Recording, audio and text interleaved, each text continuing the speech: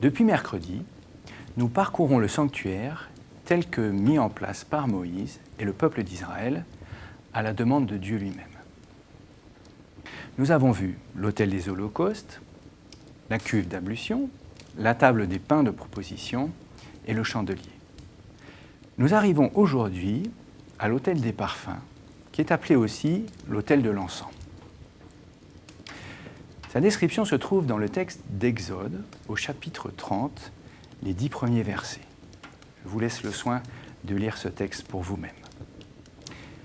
Comme mentionné cette semaine, le parvis contenait un autel, celui des sacrifices, dressé dans la cour extérieure du tabernacle, juste en face de la porte d'entrée.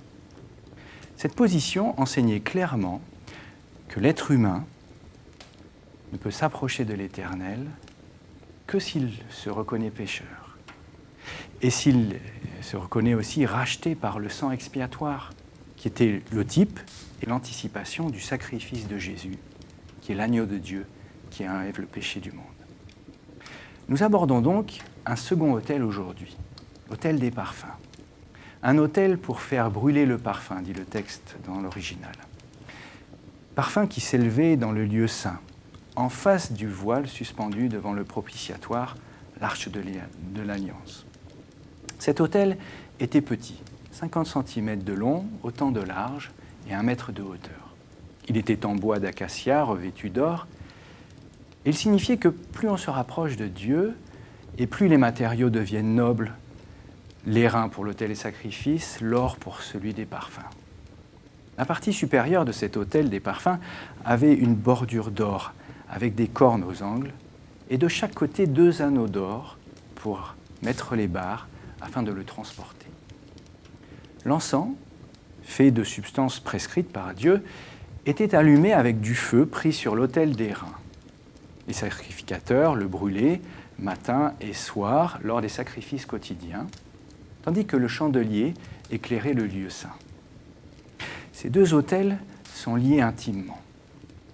L'autel des parfums n'est pas une table, mais un autel. D'ailleurs, le mot qui est utilisé dans le texte d'Exode 30, que je mentionnais tout à l'heure, est celui qui sert pour Noé, pour Abraham, entre autres, pour dire qu'ils ont construit un autel pour faire un sacrifice à Dieu. Le croyant vient donc, repentant, à la rencontre de l'Éternel et passe par l'étape du sacrifice, c'est le premier autel qu'il rencontre. À la fois le sacrifice de Jésus pour lui, mais aussi de lui-même en tant qu'individu pour le Christ. Parce que rechercher la présence de Christ revient finalement à reconnaître son état de pécheur, à faire repentance. Le croyant s'approche de Dieu et il passe ainsi du parvis au lieu saint puis au lieu très saint. Et en même temps, il entre dans une présence avec son maître, avec l'Éternel, dans une relation d'intimité, de proximité qui est de plus en plus forte. Avec l'encens, c'est la prière des Israélites qui monte vers Dieu en bonne odeur. Selon cette parole du psalmiste, psaume 140, verset 2, « Que monte ma prière en encens devant ta face ». L'Apocalypse reprend d'ailleurs cette même symbolique dans le chapitre 5, verset 8. Quand il, Jésus, l'agneau immolé, eut reçu le livre, les 4 animaux et les 24 anciens se prosternèrent devant l'agneau. Chacun tenait une harpe et des coupes d'or pleines de parfums, qui sont les prières des saints. Le croyant s'approche de Dieu, fait monter vers lui des prières, lui apporte son adoration pour tout ce que le Christ a fait pour lui dans sa vie. Et aujourd'hui, notre privilège est beaucoup plus élevé, si on peut le dire ainsi, que celui des sacrificateurs selon l'ordre d'Aaron, tel que Dieu les avait institués pour Israël. Nous pouvons nous approcher avec confiance du trône de la grâce, dans le vrai sanctuaire, celui qui n'a pas été fait de main d'homme, d'après Hébreux 9, 11. Aucun voile n'empêche plus l'entrée d'une personne dans le lieu très saint. Aucun croyant ne se voit refuser la possibilité finalement d'être un sacrificateur. Tous, nous pouvons pénétrer librement dans le sanctuaire et jouir de la présence de Dieu en Jésus. C'était d'ailleurs le projet initial de Dieu avec Israël, tel qu'il est défini dans Exode 19, verset 6, « vous serez pour moi un royaume de sacrificateurs et une nation sainte.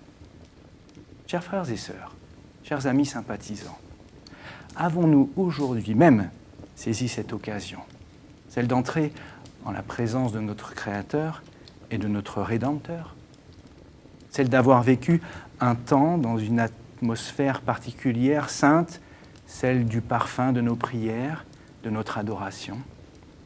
Je ne parle pas du fait d'être réunis ensemble avec les frères et sœurs de l'Église, mais du fait d'entrer chaque jour, pour reprendre la base du sacrifice du matin et celui du soir que j'ai mentionné tout à l'heure, chaque jour dans la présence du Maître.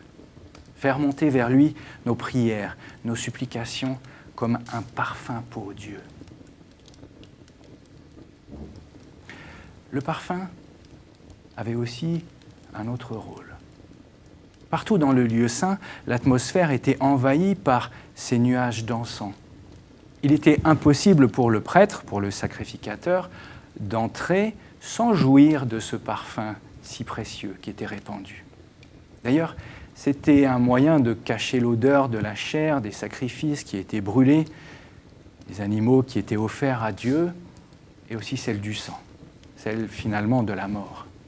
Nos prières qui nous approchent de Dieu nous amènent son action dans nos cœurs et dans nos vies, cachent aussi l'odeur de la mort et du péché autour de nous. Impossible donc de se déplacer dans le lieu saint sans être imprégné de cette odeur de parfum. Impossible donc de servir dans le sanctuaire sans le remarquer aussitôt. Impossible aussi de quitter ce lieu sans que ses vêtements soient imprégnés de cette odeur, de ce parfum, de sorte qu'il était facile de reconnaître un sacrificateur qui sortait du service qu'il venait d'accomplir dans l'attente de la rencontre, de sortir de la présence de Dieu. Chacun alors comprenait qu'une telle personne s'était trouvée tout près de l'Éternel. Quelle est notre odeur, chers amis ? Alors, pas celle de notre parfum ou de notre déodorant, bien entendu, mais je parle de l'odeur de notre être intérieur, mais qui se voit à l'extérieur, dans notre vécu, dans notre comportement, dans nos paroles, dans notre façon d'être, dans nos relations les uns avec les autres, notre implication dans la société pour essayer d'aider l'autre et le bien de ceux qui nous entourent. Être, finalement, soi-même parfum de Christ pour Dieu. C'est ce que l'apôtre Paul va dire dans ce texte qu'il écrit aux Corinthiens, 2 Corinthiens 2, 15 et 16. Nous sommes en effet pour Dieu le parfum de Christ parmi ceux qui sont sauvés et parmi ceux qui périssent. Aux uns, une odeur de mort qui mène à la mort, aux autres, une odeur de vie qui mène à la vie. Et qui est suffisant pour ces choses? Nos traductions parlent de parfum. Alors, quelle odeur, quel parfum produisons-nous, chers amis? Est-ce que c'est celui de Christ pour Dieu ?